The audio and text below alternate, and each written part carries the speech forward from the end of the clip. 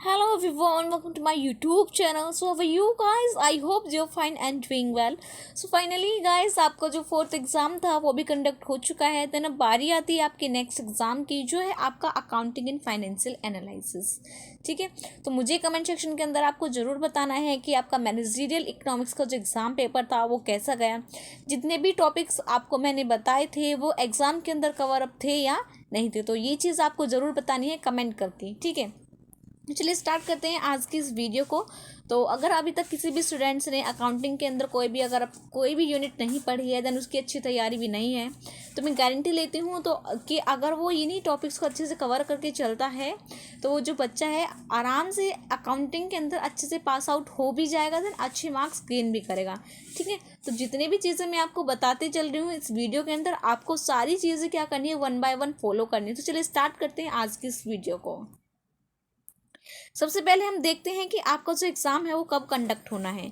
ठीक है, तो आपका जो फोर्थ एग्ज़ाम था मैनेजरियल इकोनॉमिक्स का वो हो चुका है. देन बारी आती है आपके फिफ्थ एग्ज़ाम की, जो है आपका अकाउंटिंग एंड फाइनेंशियल एनालिसिस की. और ये जो एग्ज़ाम है कब कंडक्ट होना है, आपका 11 फ़रवरी को होना है. जो डे है वो आपका सैटरडे है और जो कोड है इसका 104 है. चलिए स्टार्ट करते हैं आज की इस वीडियो को. अगर आपने अभी तक चैनल को सब्सक्राइब नहीं किया है तो सबसे पहले चैनल को सब्सक्राइब कर लें और बेल आइकन को प्रेस कर लें, ताकि मेरे आने वाली हर वीडियो से क्या रहें, आप अपडेट रहें. ठीक है, देन वीडियो को लाइक करें, कमेंट करें और ज़्यादा से ज़्यादा सभी लोगों के साथ क्या करनी है, आपको शेयर करनी है. अब बारी आती है आपकी यूनिट वाइज. ठीक है, तो अब क्या करेंगे हम, यूनिट वाइज जितने भी आपका सिलेबस है, जितने भी टॉपिक्स हैं, उन सभी को क्या करेंगे, हम डिस्कस करेंगे. तो इन सभी चीज़ों को स्टार्ट करने से पहले मैं आपको एक चीज़ क्लियर कर देती हूँ कि आपको क्या करना है. जो आपको सबसे ज़्यादा जी जान या फोकस जिस चीज़ के ऊपर रखनी है वो रखनी है आपको फर्स्ट एंड सेकंड यूनिट के ऊपर. जो आपकी फर्स्ट एंड सेकंड यूनिट है ये आपके हाई स्कोरिंग यूनिट हैं. ठीक है, मोस्टली हर एग्जाम पेपर के अंदर जो क्वेश्चन आए हैं वो इन्हीं दो यूनिट में से आए हैं. और जैसे अब मैं आपके साथ डिस्कस करूँगी तो आपको दिखेगा भी कि ये जो यूनिट है इनके कितने सारे टॉपिक हैं जो again and again her previous year में मोस्टली रिपीट हुए हैं. तो प्लीज़ अच्छे से सभी चीज़ों पे फोकस करना, सभी चीज़ों को राइट डाउन करते हुए चलना है. नोटबुक लेके बैठो, पेन लेके बैठो और सभी चीज़ों को लिखते रहो. डायरेक्टली आप इनका स्क्रीनशॉट भी ले सकते हो, या आप क्या कर सकते हो, डायरेक्टली बुक के अंदर सभी इन चीज़ों को क्या कर सकते हो, पॉइंट आउट कर सकते हो. जैसा आपको सूटेबल लगे आप ऐसा कर सकते हो. तो आपकी जो फर्स्ट यूनिट है वो है आपकी इंट्रोडक्शन टू अकाउंटिंग. ठीक है, और मैं हमेशा हर वीडियो के अंदर आपको बताती हूँ कि जिस सब्जेक्ट का आपका एग्जाम पेपर है, तो सबसे पहले आपको पता होना चाहिए कि जो एग्जाम पेपर है वो किस चीज़ का है और उसका मीनिंग क्या है, उसके फीचर्स क्या हैं, उसकी डेफिनेशन क्या है. उसी तरह से आपको फर्स्ट यूनिट के अंदर करना है. आपकी फर्स्ट यूनिट का नेम है इंट्रोडक्शन टू अकाउंटिंग.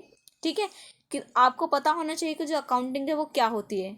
यहाँ पे ये क्वेश्चन आया भी है, what do you understand by accounting, कि आप अकाउंटिंग से क्या समझते हैं. जो क्वेश्चन आया है आपका 2011, 12, 20 एंड 21, यानी कि लास्ट 2 ईयर के अंदर भी क्या हुआ, ये क्वेश्चन आपका रिपीट हुआ है. देन अकाउंटिंग के मीनिंग के साथ साथ कुछ ऐसी चीज़ें हैं जो आपको और भी पता होनी चाहिए. जैसे कि यहाँ पे आप देख सकते हो मीनिंग, फर्स्ट थिंग क्या है आपकी कि अकाउंटिंग का मीनिंग क्या है. देन उसकी डेफिनेशन, उसके नेचर, उसके फंक्शन, उसके स्कोप, उसके एडवांटेजेस एंड उसके डिसएडवांटेजेस. ये सभी चीज़ें क्या होती हैं, ये डेफिनेशन के साथ, यानी कि डेफिनेशन के साथ क्या होती हैं आपकी पूछी जाती हैं. आज जैसे कि पूछ लिया कि अकाउंटिंग क्या होती है, देन उसके जो फीचर्स हैं उनको भी आप बताइए. तो जो क्वेश्चन आता है वो कंबाइन आता है. ठीक है, या तो फीचर से पूछेगा, वो स्कोप या एडवांटेजेस पूछेगा, या फिर अकाउंटिंग के बारे में पूछेगा.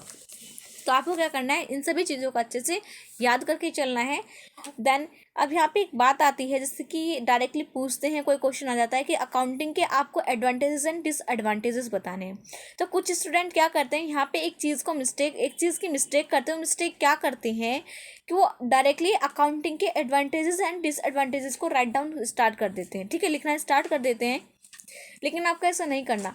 अगर आपका ये जो क्वेश्चन है वो आपका 7.5 मार्क्स के अंदर पूछा गया है, 15 मार्क्स के अंदर पूछा गया है, तो सबसे पहले आपको बताना होगा कि आपका अकाउंटिंग क्या होता है. ठीक है, आपको अकाउंटिंग का मीनिंग वहाँ पे लिखना होगा. देन आपको फिर उसके बाद क्या करना है, एडवांटेजेस एंड डिसएडवांटेजेस को क्या करना है, आपको 1 बाय 1 डिस्कस करना है. नेक्स्ट है आपका अकाउंटिंग एंड बुक कीपिंग. ठीक है, तो ये आ गया आपका. तो आपको क्या करना है, अकाउंटिंग के साथ साथ ही, यानी कि अकाउंटिंग करने से पहले हम क्या करते हैं, बुक कीपिंग करते हैं. तो इसलिए सबसे पहले क्या करना है, आपको बुक कीपिंग की भी डेफिनेशन याद करनी है. देन एक क्वेश्चन था मोस्टली हर क्वेश्चन के अंदर क्या पूछा गया है, आपका अकाउंटिंग एंड बुक कीपिंग के अंदर क्या पूछा गया, आपका डिफरेंस पूछा गया है। तो इसलिए क्या करना है आपको, अकाउंटिंग का भी, ठीक है, आपको अकाउंटिंग का देन बुक कीपिंग का क्या करना है, दोनों का डिफरेंस अच्छे से याद करना है, ताकि अगर आपका बुक कीपिंग का मीनिंग आता है तो आप उसको अच्छे से लिख पाओ। देन अगर क्या आता है, अगर आपका दोनों के बीच में डिफरेंस आता है तो आप उसको अच्छे से क्या कर पाओ, उसको राइट डाउन कर पाओ। अब चलते हैं नेक्स्ट की तरफ। जो नेक्स्ट है वो है आपका अकाउंटिंग कॉन्सेप्ट, या बोलो या उनको प्रिंसिपल बोलो, ठीक है। तो अकाउंटिंग कॉन्सेप्ट या प्रिंसिपल, तो इसके जो मोस्टली शायद 14 प्रिंसिपल होते हैं हमारे अकाउंटिंग के, जिसके अंदर जैसे क्या हमारा लीगल सेपरेट एंटिटी आ गया, डुअल एस्पेक्ट आ गया, ठीक है, हिस्टोरिकल कॉस्ट आ गया। तो ये क्या है, ये कुछ ऐसे प्रिंसिपल हैं जो सभी ऑर्गेनाइजेशन के लिए अकाउंटिंग करने से पहले या फिर अकाउंटिंग जब करते हैं तो उनके लिए क्या है, वो मैंडेटरी है कि वो सभी अकाउंटिंग प्रिंसिपल को क्या करें, वो फॉलो करें, ठीक है। प्रिंसिपल बोलो या कॉन्सेप्ट बोलो, दोनों एक ही होते हैं। तो आपको क्या करना है, सभी प्रिंसिपल को अच्छे से आपको याद करना है। आपसे पास क्वेश्चन आएगा अकाउंटिंग प्रिंसिपल के बारे में या कॉन्सेप्ट के बारे में, तो आपको उनको लिखना है, अच्छे से डिस्क्राइब करना है। अगर इसके रिपीटेशन की बात करें, जो क्वेश्चन है वो आपका 2013, 14, 17 एंड 21 के अंदर आया है। तो इसलिए क्या करना है, अकाउंटिंग कॉन्सेप्ट हो या कन्वेंशन हो, ये तो आपको करके चलने ही है, ठीक है। और प्लीज़ जितना भी मैं आपको यूनिट फर्स्ट एंड सेकंड के अंदर से, तो आपको कुछ भी छोड़ना ही नहीं है, चाहे वो छोटी से छोटी चीज़ क्यों ना हो। कोशिश करो कि ज़्यादा फोकस इनके ऊपर रखो। देखो मोस्टली स्टूडेंट क्या होते हैं ना, कुछ स्टूडेंट्स ऐसे होते हैं जिनका जो प्रैक्टिकल पोर्शन होता है ना वो बिल्कुल भी अच्छा नहीं होता, लेकिन उनका जो थ्योरेटिकल पोर्शन होता है वो क्या होता है, उनका अच्छा होता है।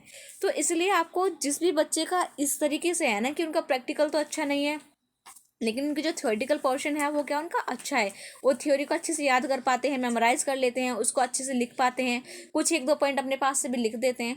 तो इस चीज़ पे आपको क्या करना है, पूरा फोकस करके चलना है। आप कोशिश करो कि जिस बच्चे का आपका प्रैक्टिकल पोर्शन अच्छा नहीं है वो थ्योरी के ऊपर फुल फोकस रखे, ठीक है, ताकि अगर एग्जाम के अंदर वो थ्योरी करके भी क्या हो जाए, उसके अंदर पास आउट हो जाए, ठीक है।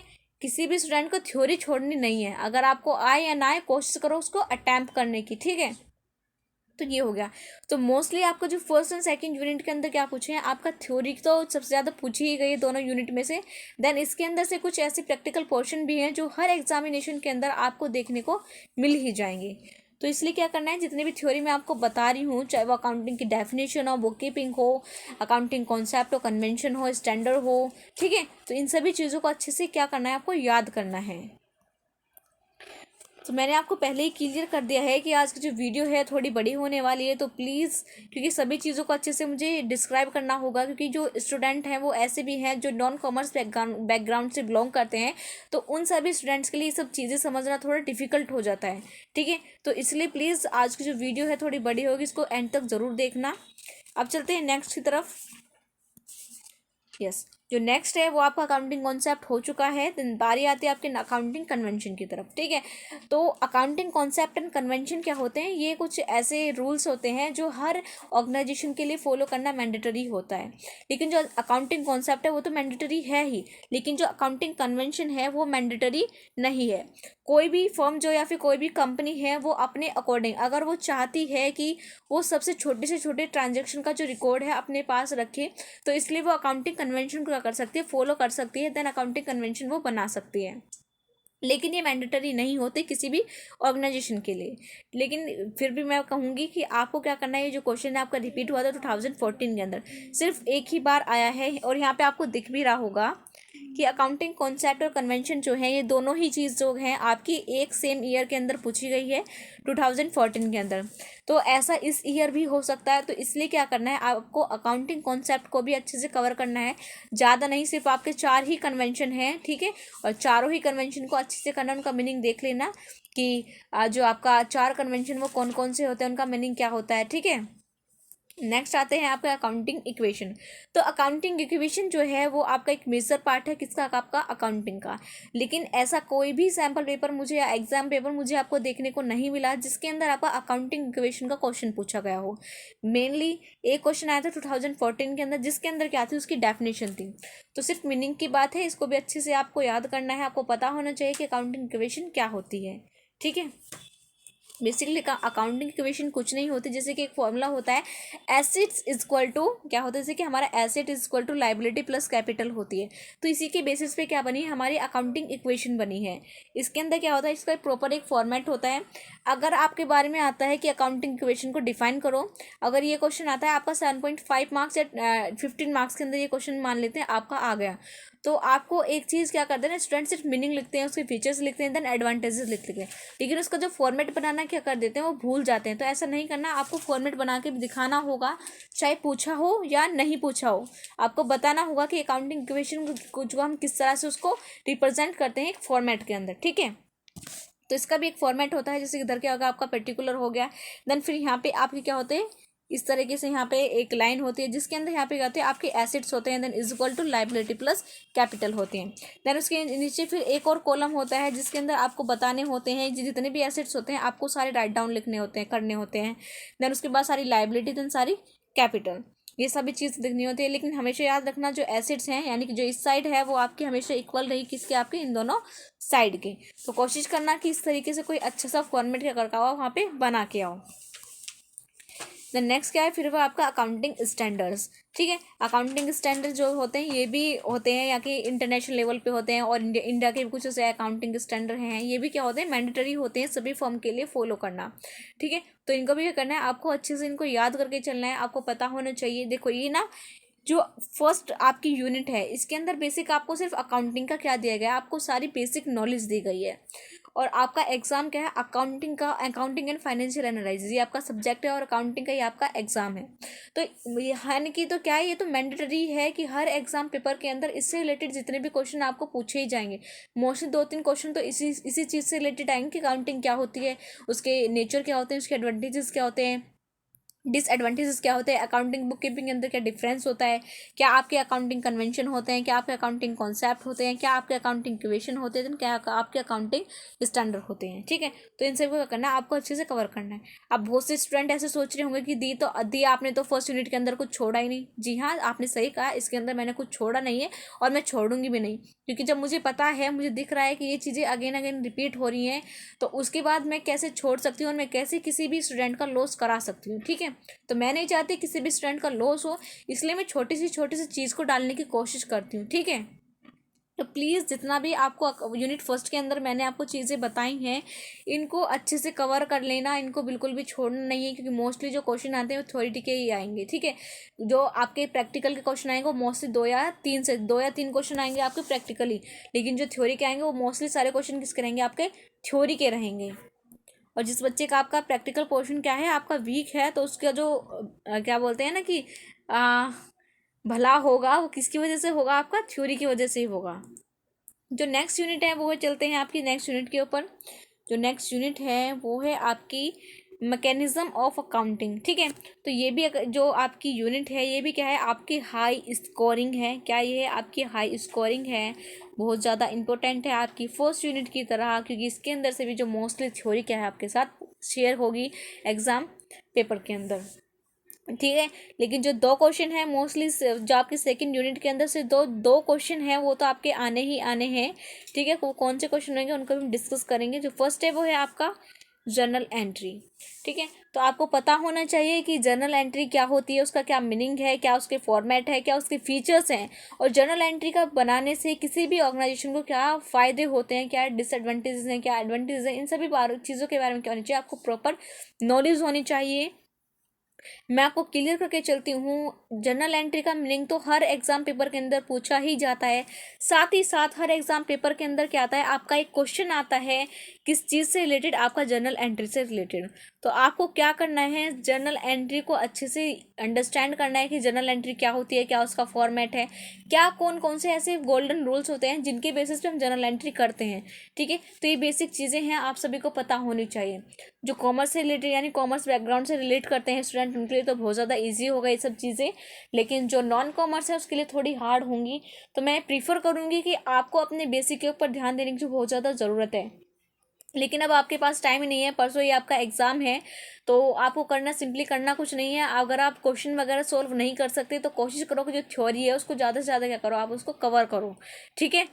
क्या कर लेना, अगर आपको जो आपसे जो जर्नल एंट्री है वो नहीं बन पा रही है, आपसे नहीं बनते हैं, तो आपको क्या करना है, जर्नल एंट्री का सारा meaning, features, advantages, disadvantages, then इसका फॉर्मेट, ये तो आपको करना ही करना है, ठीक है।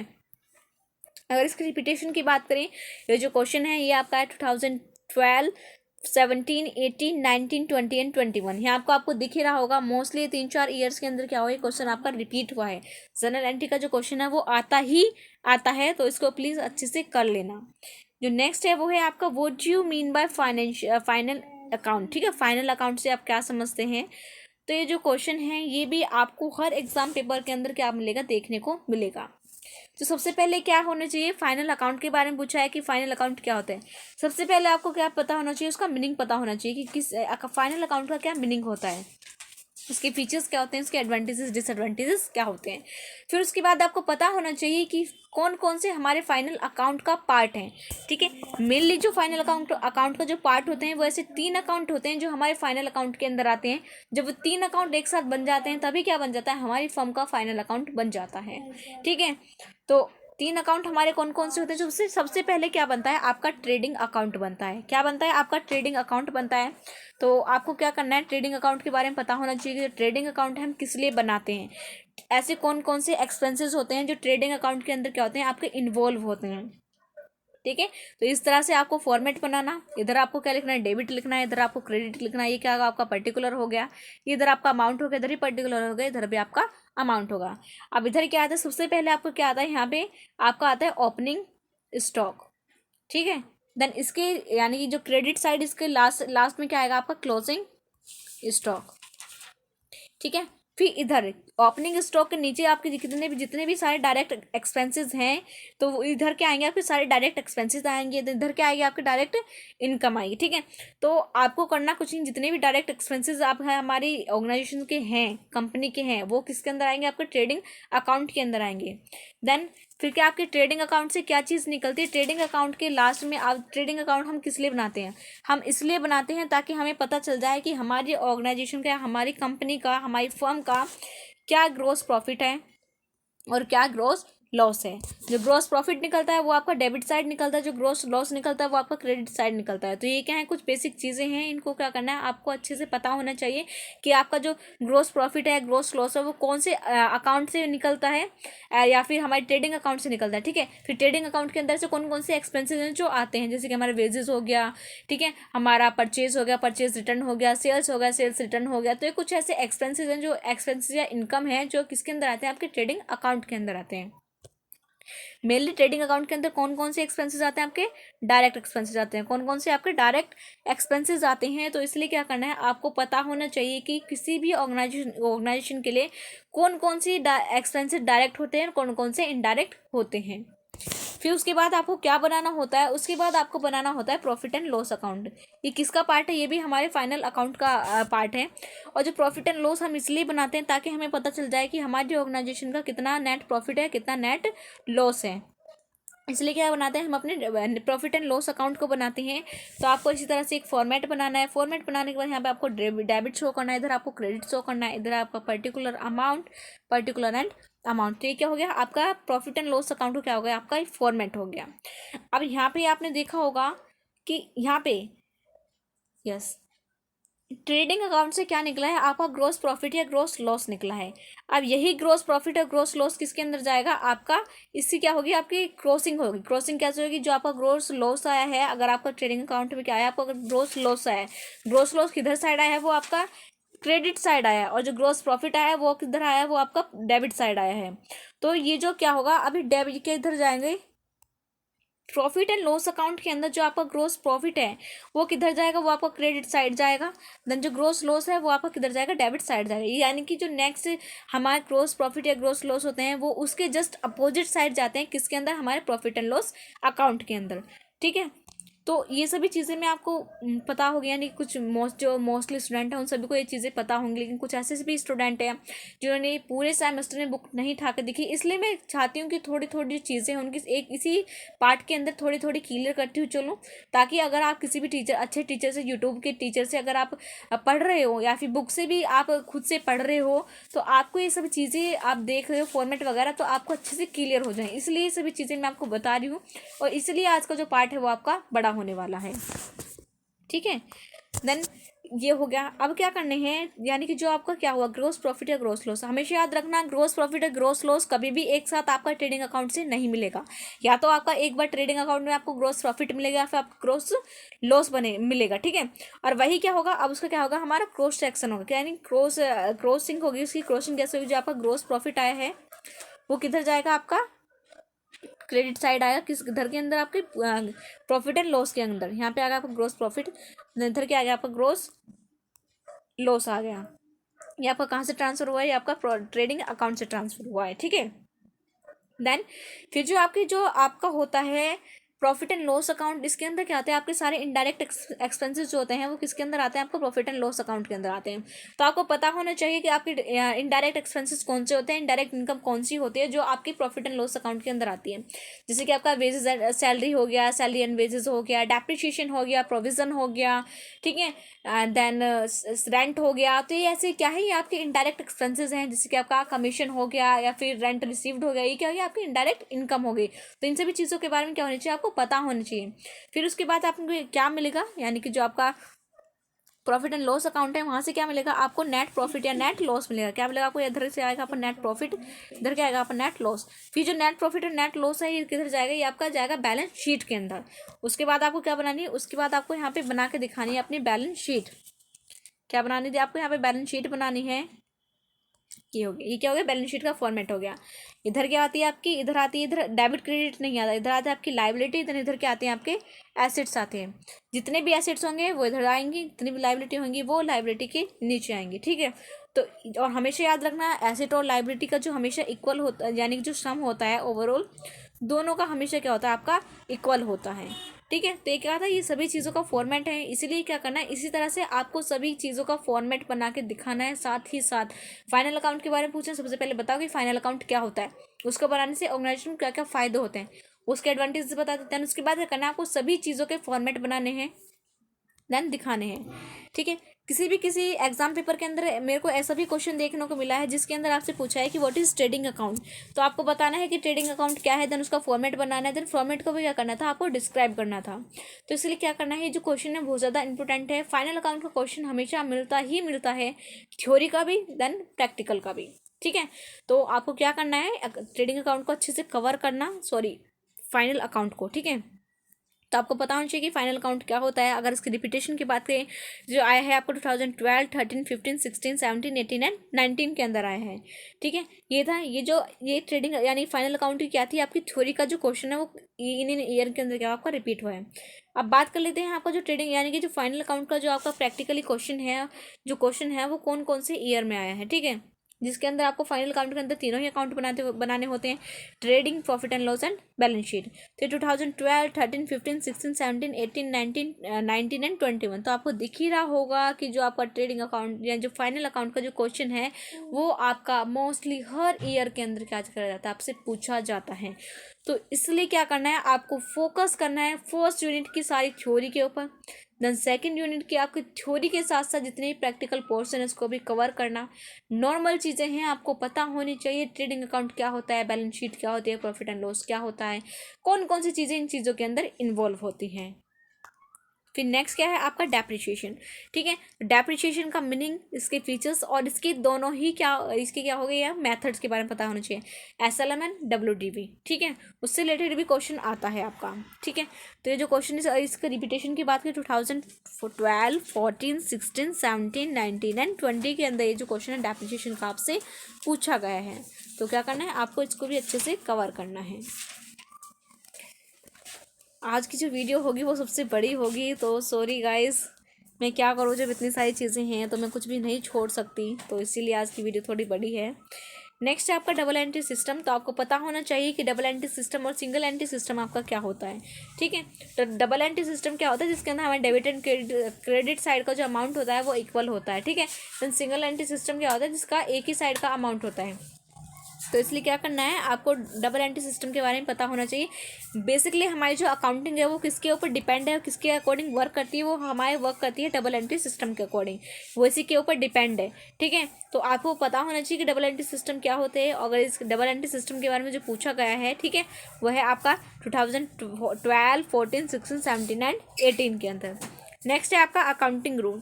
अब आपको क्या करनी है, अकाउंटिंग रूल आपको पता होना चाहिए। गोल्डन रूल होते हैं हमारे अकाउंटिंग के, जिसके अंदर हमारा क्या आता है, हमारा पर्सनल अकाउंट हो गया, नॉमिनल अकाउंट हो गया, देन हमारा रियल अकाउंट हो गया, ठीक है। तो इन सभी रूल्स के, इन सभी अकाउंट्स के बारे में आपको पता होना चाहिए, गोल्डन रूल्स के बारे में, कि हमारे गोल्डन रूल्स कौन कौन से होते हैं, उनका मीनिंग क्या होता है, ठीक है। कौन सा रूल कौन सी सिचुएशन में आपको क्या करना होता है, फॉलो करना होता है।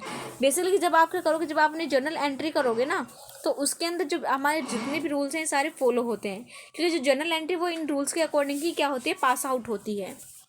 तो इसलिए आपको पता होना चाहिए कि जो पर्सनल अकाउंट है वो किस चीज़ के, यानी कि अब पर्सनल अकाउंट है तो आपको पता ही चल रहा होगा कि ये किससे बिलोंग कर रहा है, हमारे पर्सन से बिलोंग कर रहा है।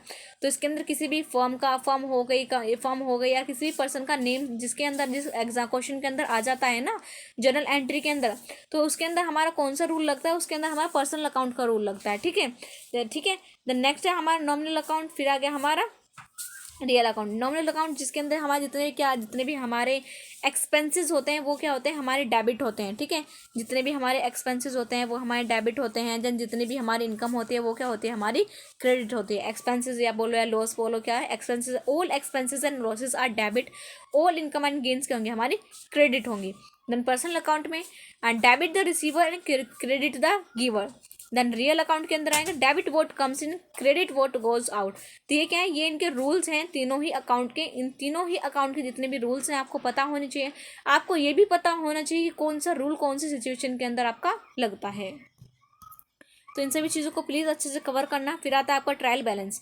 अभी आपका जो प्रीवियस है यानी कि 2021 का जो आपका क्वेश्चन आया है, एग्जाम पेपर था, उसके अंदर आपका एक डिफरेंस पूछा गया। जो डिफरेंस है वो किस चीज़ के बारे में पूछा गया, आपका ट्रेडिंग अकाउंट के और बैलेंस शीट के अंदर क्या पूछा गया, आपका एक डिफरेंस पूछा गया है। तो आपको पता होना चाहिए कि ट्रेडिंग अकाउंट क्या होता है, देन आपको बैलेंस शीट तो करनी ही करनी है, ठीक है। और किसी किसी क्वेश्चन के अंदर सिर्फ ट्रेडिंग अकाउंट, सॉरी बैलेंस, इसके trial, I am so sorry guys, थोड़ा बोलते बोलते मैं भी थक चुकी हूँ, तो उसके लिए आई एम सॉरी। चलिए स्टार्ट करते हैं दोबारा से। यस, तो आपको trial balance and balance sheet के अंदर भी इसमें क्या होना चाहिए, आपको डिफरेंस पता होना चाहिए। देन आपको पता होना चाहिए कि ट्रायल बैलेंस का क्या मीनिंग होता है और उसका बनाने का हमारा क्या फ़ायदा होता है, ठीक है। अगर इसकी रिपीटेशन की बात करें तो 2013, 15, 18, 19 एंड 21 के अंदर ये जो क्वेश्चन आपका आया है। चलिए बस इस वीडियो का तो एंड ही होने वाला है, क्योंकि आगे की जितने भी यूनिट है वो क्या है, हमारी बहुत ज़्यादा छोटी हैं। फिर आता है आपका इन्वेंट्री, यानी कि जो हमारा लीफो, फीफो, हीफो, जितने भी मेथड्स हैं इनके बारे में आपको पता होना चाहिए कौन सा मेथड कौन सी सिचुएशन के अंदर लगता है।